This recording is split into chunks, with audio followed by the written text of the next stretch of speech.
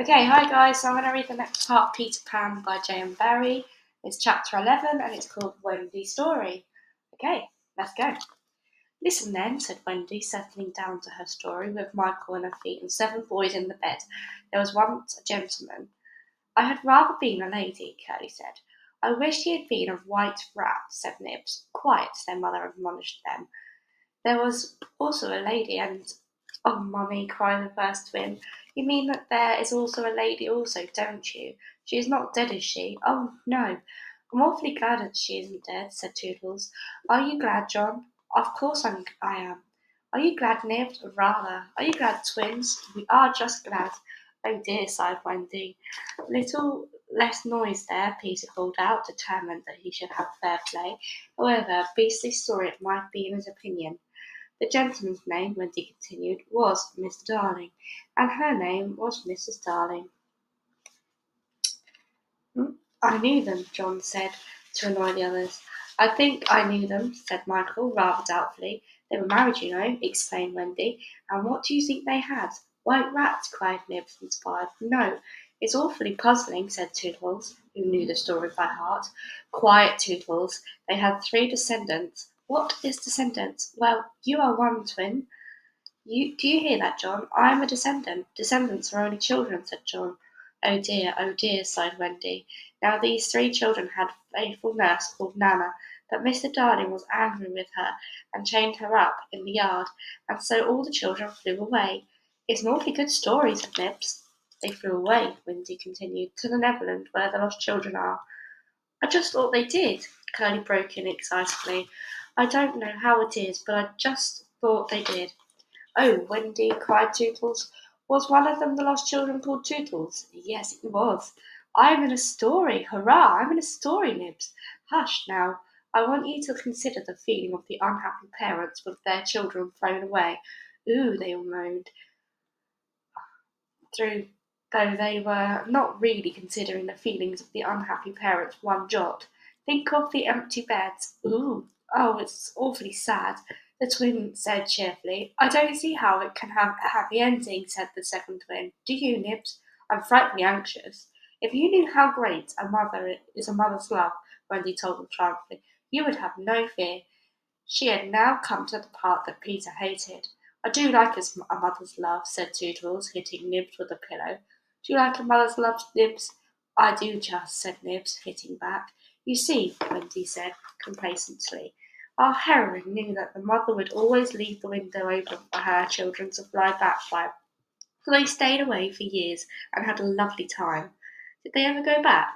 Let us now, said Wendy, bracing herself for her finest effort, take a peep into the future.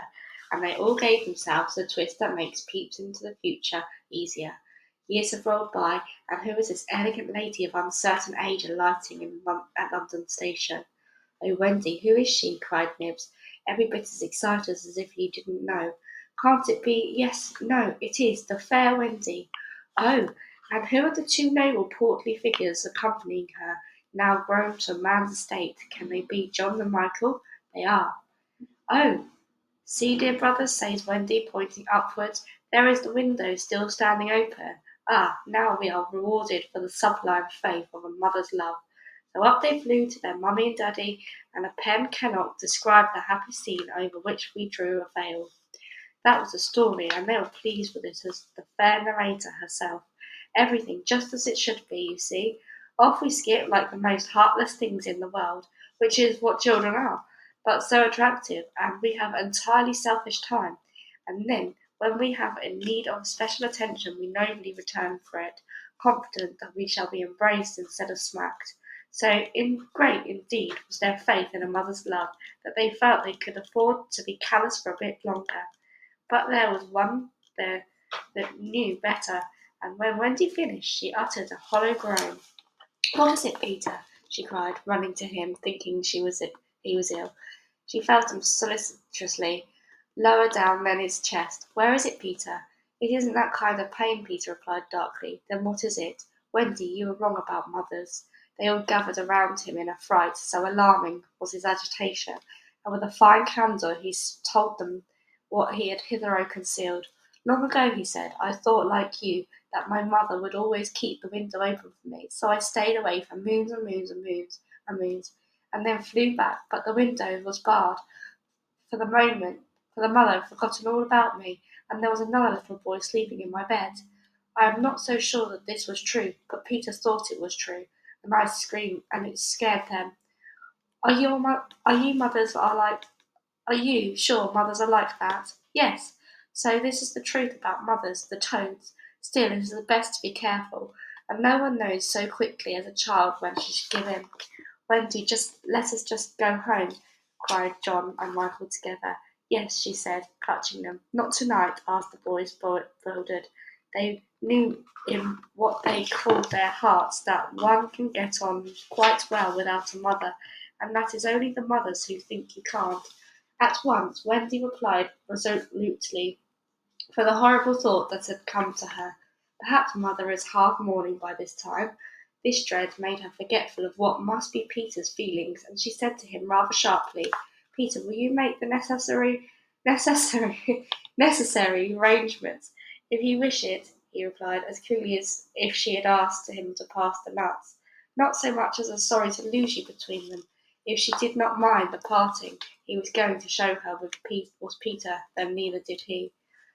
But of course he cared very much, and he was so full of wrath against grown-ups, who as usual were spoiling everything, that as soon as he got inside his tree he breathed intentionally quick, short breaths at the rate of about 5 to a second.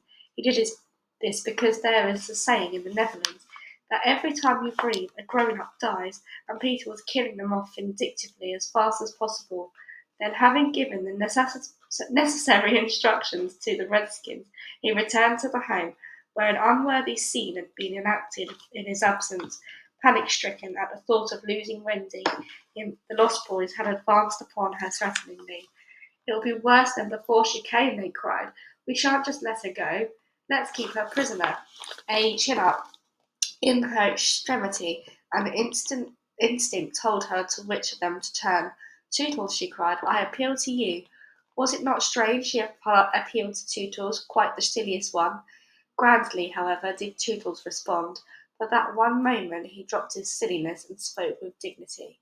I am Tootles, he said, and nobody minds me, but the first who does not behave to Wendy like an English gentleman, I will blood him severely. He drew his hanger, and for that instant his sun was at noon. The others held back uneasily. Then Peter returned, and they saw at once that they would get no support from him. He would keep no girl in the Netherlands against her will. Wendy, he said, striding up and down, I have asked the redskins to guide you through the woods, as flying tires you. Thank you, Peter. Then he continued in the short, sharp voice of accustomed to be obeyed. Tinker Bell will take you across the sea. Wake her, Nibs. Nibs had to knock twice before he got an answer, though Tink had really been sitting up in bed listening for some time. Who are you? How dare you? Go away, she cried. You are to get up, Tink, Nibs called, and take Wendy on a journey. Of course Tink had been delighted to hear that Wendy was going, but she was jolly well determined not to be her courier, and she said so in still more offensive language. Then she pretended to be asleep again. She says she won't, Nibs exclaimed, aghast at such insubordination, whereupon Peter went sternly across the young lady's chamber. Tink, he rapped out, if you don't get up and dress at once, I will open the curtains and then we will see you in all your negligee. This made her leap to the floor. Who said I wasn't getting up? She cried. In the meantime, the boys were gazing very forlornly at Wendy, now equipped with John and Michael for the journey. By this time they were dejected, not merely because they were about to lose her, but also because they felt that she was going off to something nice to which they had not been invited. Novelty was beckoning to them as usual. Crediting them with a nobler feeling, Wendy melted. Dear ones, she said, if you will all come with me, I feel almost sure I can get my father and mother to adopt you. The invitation was meant specifically for Peter, but each of the boys was thinking exclusively of himself, and in that once they jumped with joy. But won't they think of us a rather handful? Nibs asked in the middle of his jump. Oh no, said Wendy, rapidly thinking it out. It will only mean having a few beds in the drawing room. They can be hidden behind screens on the first Thursdays. Peter, can we go? They all cried imploringly. They took it for granted that if they went he would go also, but really they scarcely cared. Thus children are ever ready when novelty knocks to desert their dearest ones. All right, Peter replied with a bitter smile, and then immediately they rushed to get their things.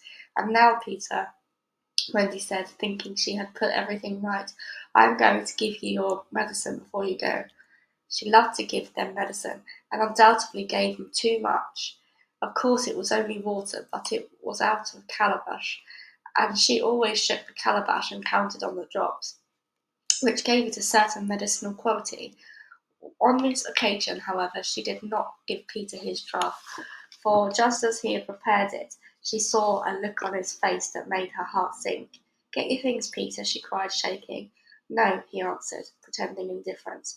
I am not going with you, Wendy. Yes, Peter, no. To show that her departure would leave him unmoved, he skipped up and down the room, playing gaily on his heartless pipes. She had to run about after him, though it was rather undignified. To your to find your mother, she coaxed. Now if Peter had ever quite had a mother, he no longer missed her. He could do very well without one, and he had thought them out, and remembered only their bad points. No, no, he told Wendy decisively. Perhaps she would say I was old, and just want always to be a little boy to have fun. But Peter, no. And the others had to be told. Peter isn't coming. Peter's not coming. They gazed blankly at him, their sticks over their backs, and on each stick a bundle. Their first thought was that if Peter was not going, he had probably changed his mind about letting them go. But he was far too proud of that. If you find your mothers, he said darkly, I hope you will like them. The awful cynicism of this made an uncomfortable impression, and most of them began to look rather doubtful. After all, their faces said, were were they not noodles to want to go? Now then, cried Peter, no fuss, no blubbering good-bye, Wendy, and he held out his hand cheerily, quite as if they must really go now, for he had something important to do. She had to take his hand, as there was no indication that he would prefer a thimble. You will remember about changing your flannels, Peter, he said, lingering over him. He was always so particular about their flannels. Yes. And you will take your medicine. Yes. That seemed to be everything, and an awkward pause followed. Peter, however, was not the kind that breaks down before people. Are you ready, Tinker Bell? He called out. Ay, then lead the way. Tink darted up the nearest tree, but no one followed her, for it was this moment that the pirates made their dreadful attack upon the redskins. Above where all had been so still, the air was rent with shrieks and the clash of steel. Below there was a dead silence. Mouths opened and remained open.